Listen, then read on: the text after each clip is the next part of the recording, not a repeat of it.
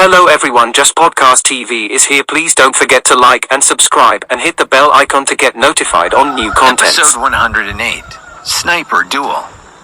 The glow of sunset, absent from the sky for such a long time, was especially beautiful. For the men who were targeted by James, the blood-red sky only compounded their nightmare.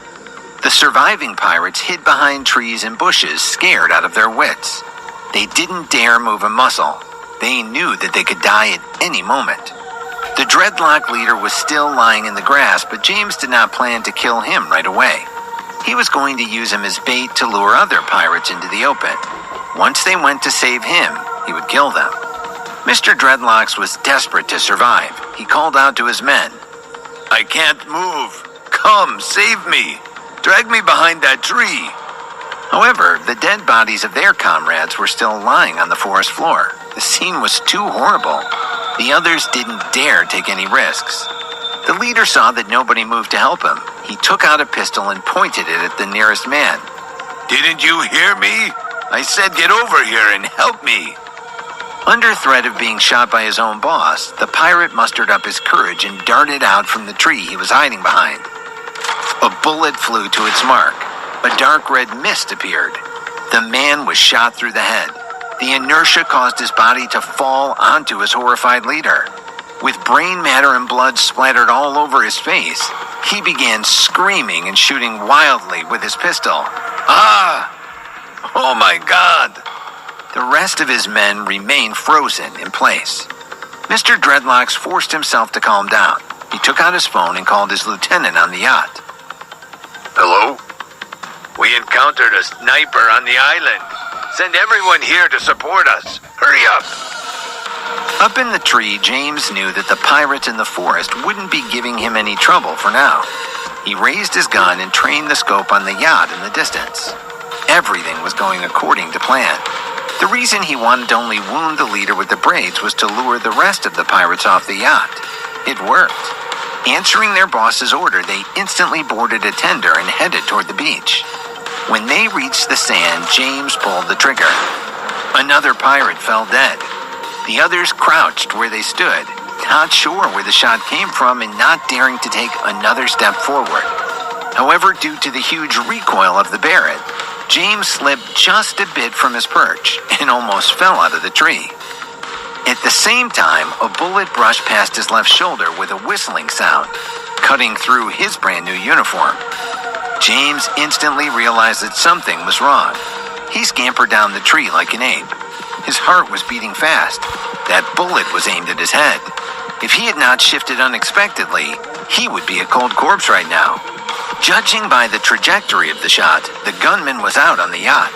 Moreover, the yacht was at least 3,000 yards from the beach. It was an expert shot.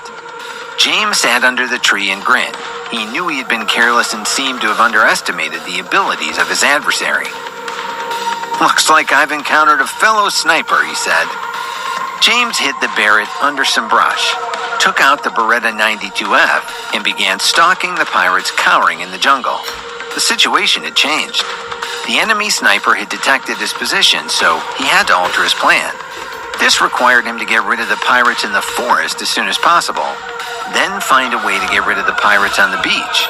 If they dispersed into the jungle too, it wouldn't be difficult to find them and also increase the danger to him. He was not far from the pirates on the ground, maybe 300 to 400 yards away. He decided to circle behind them and kill them one by one. As he stalked through the brush, he heard Mr. Dreadlocks continue to scold his subordinates. "Come and save me, damn it! Our sniper has locked onto that guy." Seeing that there had been no movement or shooting for so long, some of the men gathered their courage and moved closer to their leader. James was already aiming the Beretta. He fired. The bullet pierced another pirate's forehead and exploded from the back of his head. However, this time James received return fire. A barrage of bullets tore up the brush all around him. Luckily, he was expecting this. After he fired, he instantly moved to a new position. Otherwise, he would have been shot dozens of times. The leaves of the plants where he'd been standing were ripped to shreds by the powerful bullets. Still, none of the shooters dared approach the area to check it out. Their fear of death had driven them crazy. To them, James was like a devil that had walked out of hell. Mr. Dreadlocks was getting weaker and weaker due to excessive blood loss. If he was not treated soon, he would die. James's goal was straightforward. He had to get rid of the pirates in the forest as soon as possible so he could focus on dealing with the sniper on the yacht. He now had a clear line of fire at Mr. Dreadlocks. He raised his gun. "Save me," the pirate croaked. But right then, James caught a glimpse of a man he hadn't noticed before hiding behind a big tree. He was a one-eyed hardcase with a nasty scar on his cheek. One look and you could tell he was an international criminal. "Shut up," the man shouted. "You bastard, we've sacrificed many of our brothers trying to save you. Be a man and put a bullet in your own head." Mr. Dreadlocks stared at the man, momentarily speechless. "Since you won't kill yourself, I'll lend you a hand," the man shouted. The guy raised his AK-47 and shot his boss in the head. The dirty Dreadlocks jumped from the impact, then went still as the pirate leader folded lifeless to the ground. Episode 109, The Final Showdown. The nasty-looking brute was very cautious. After killing the Dreadlock leader, he quickly changed positions to another tree. Obviously, he was worried he would be targeted by the hidden killer in the jungle. With the death of Mr. Dreadlocks, the 5 remaining pirates panicked and started fleeing in different directions. They were not about to just sit around and wait to be killed. But their efforts were futile. The muzzle of James's gun flashed 3 times in an instant, leaving 3 pirates lying in pools of their own blood. Now there were only 2 left.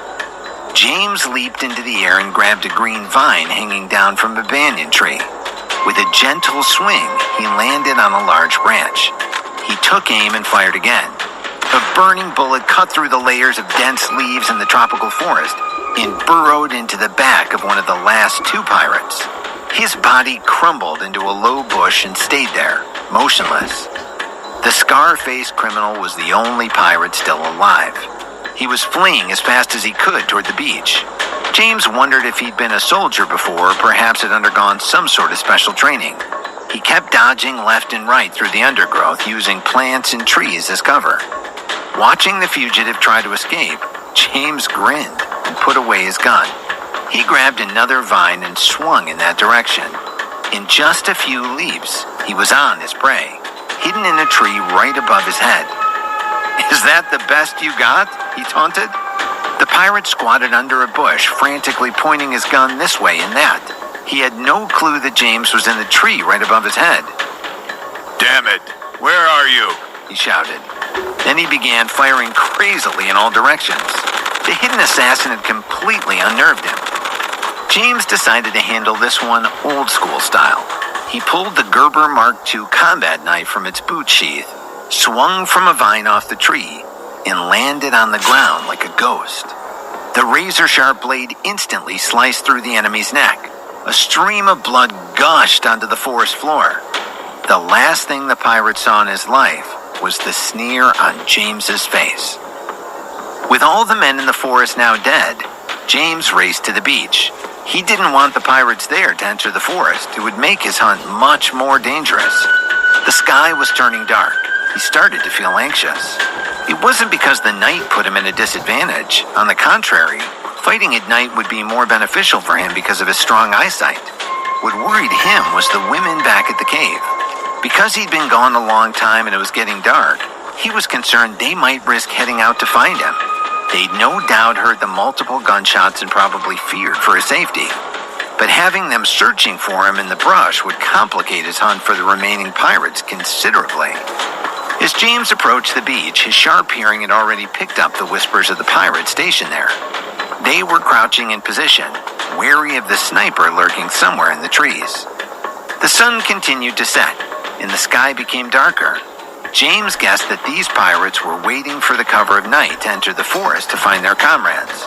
They had no idea their friends' bodies were already rotting on the jungle floor. James was ever mindful of the sniper on the yacht.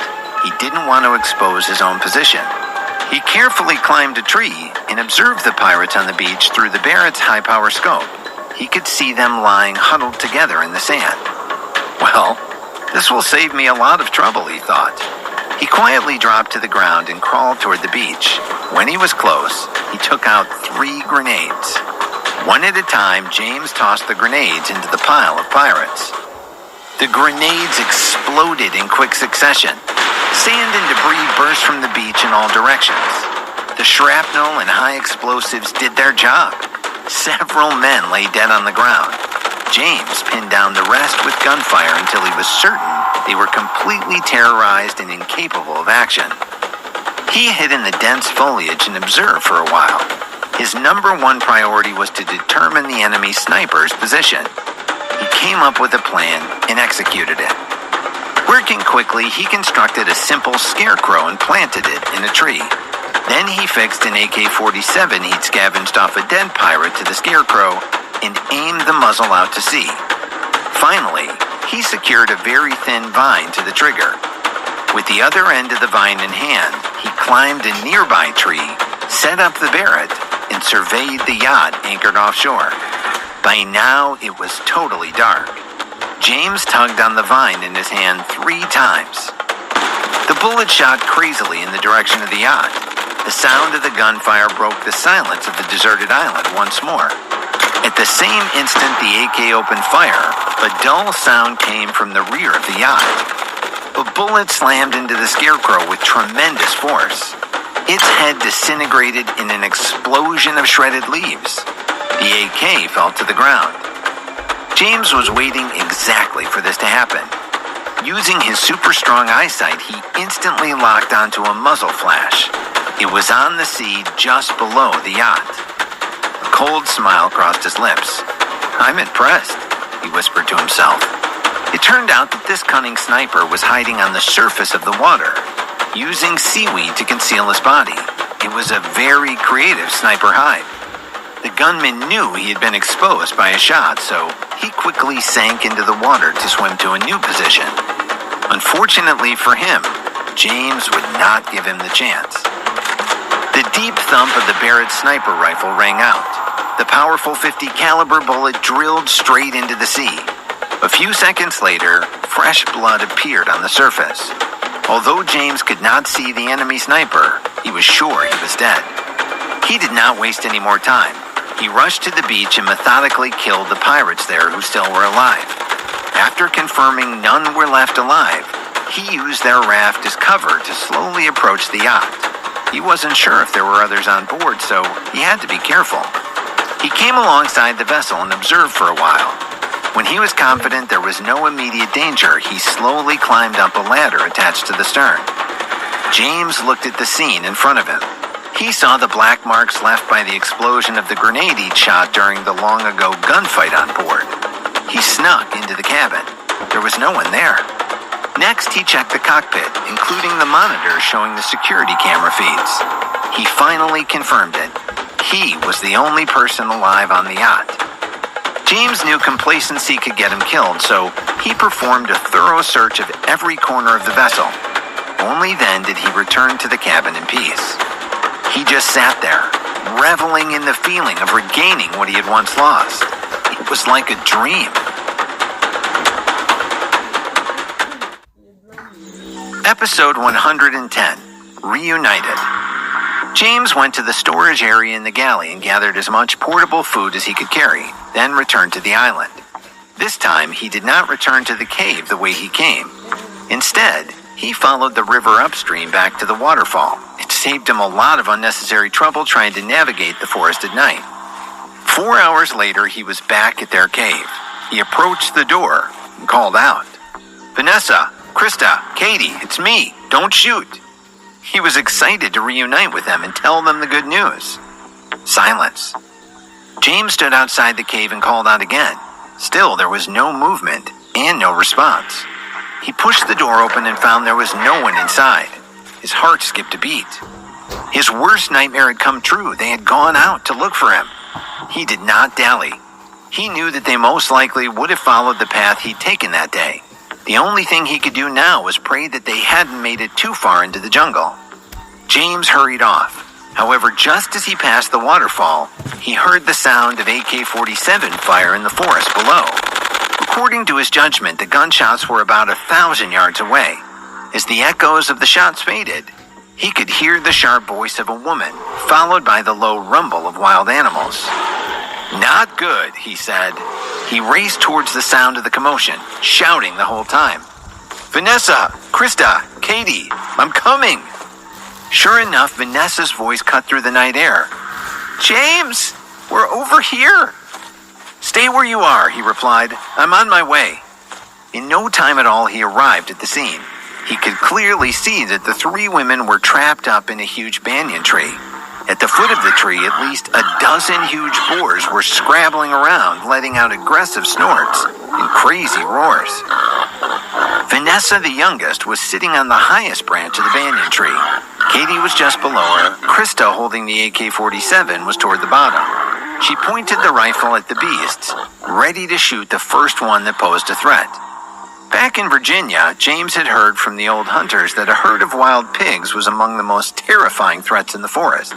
Once they set their eyes on prey, they could be every bit as dangerous as a mountain lion or bear.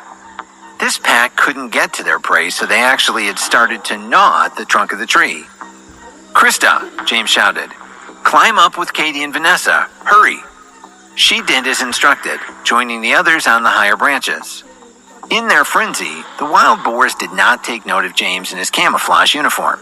They continued to chew at the trunk of the tree, their unsettling snuffles and grunts adding significantly to the horror of the scene. "Girls, plug your ears," he shouted. He took out the remaining 2 M67 grenades hanging on his waist, pulled the pins, and tossed them into the herd of crazed pigs. The huge shockwave of the duel explosion sent several boars hurtling into the brush. Others galloped off, screeching into the night. A cacophony of miserable sounds rang out from under the tree. But James did not stop there. The moment he threw the grenades, he unslung the AK-47 he'd picked up from one of the dead pirates. He racked around into the chamber and killed every last boar that had survived the blasts. Quite suddenly, all was quiet, except for the ringing in his ears. The thick smell of smoke and the bloody smell of death was all that was left of the wild scene. When he saw that there was no movement under the tree, James grabbed a vine and swung up into the branches where the three beauties were perched. "It's safe now," he said once he was beside them again. The women stared at James in his camouflage uniform and loaded down with all sorts of military gear. Their eyes betrayed their confusion and shock. He knew they had a million questions, and he also had a lot of good news to share with them. But now was not the time. "Let's get back to the cave," he said. "I'll explain it all later." The women didn't ask any questions. They knew he'd tell them the whole story once they were all safe. James helped the ladies to the ground. Under his lead, the group quickly returned to the shelter on the other side of the waterfall.